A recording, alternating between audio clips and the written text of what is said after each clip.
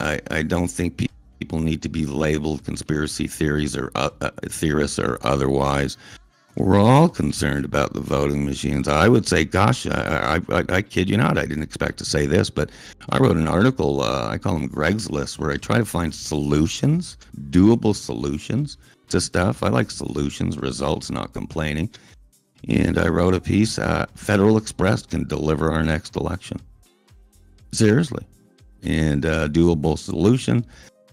Especially in the U.S., with all 50 states being so different with their election process. It's just crazy. No one knows the difference between, anything right now when it comes to trusting our elections. So it just starts, Ria. It just starts with questionable voting machines. Right. And have you got any background on those voting machines? Do you know that they got a top tech guy in on the Dominion machines, and he did a report on them, and he found 14, I can't remember the paper it was in, they found 14 critical flaws where it could be hacked, and the FBI blocked that getting out there for over a year. It was eventually released, but by then it was buried. So when you say get to them, it's quite a difficult thing to do, isn't it? So I don't know how geared up people are to sort of start to begin with this, but the procurement department in the government would definitely be one of them, because they would have put the remit online of what they wanted in that machine, and a 4G chip shouldn't have been in there. So if you heard any debate anywhere that can move the story forward on dealing with the loss of faith in the voting machines?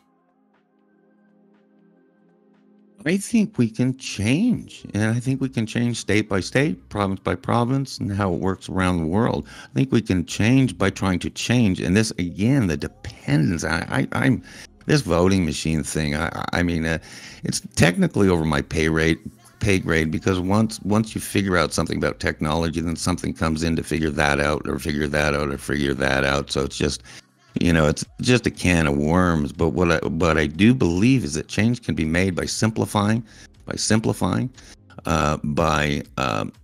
trying to instill a little bit of faith and integrity that your voice can be heard and your vote will count. I mean, that's the whole thing, whether it's questions about machines or questions about ballot harvesting, which is a complete cottage industry in the U.S. Ballot harvesting, that's a whole conversation for another day. But does the count, is your voice heard? Does your vote count? Because right now, if there's one illegal vote, again, whether it's here up in Canada or elsewhere, if there's one illegal vote, well, then that nullifies my vote. Well, nullifies your vote, So it's just that, can we get back to that type of belief, that any kind of confidence? Again, I keep saying yes, but we need to change. We need to lift a finger. We need to get out of our comfort zones. And again, be involved a little bit. Again, be involved in the media. Beat up the Fourth Estate. Becoming, talk on conservative platforms and common sense platforms like we have right here. So just, again, do something, see what we can do. And most importantly, go win elections. Go win elections. That's the biggie. I keep coming back to that, but it really is so important in 2023. Okay. Yeah, it still represents an issue of people losing faith in the voting machines. I mean, what would Kerry Lake say to it, do you think? Because she's had a hell of a tough ride, isn't she?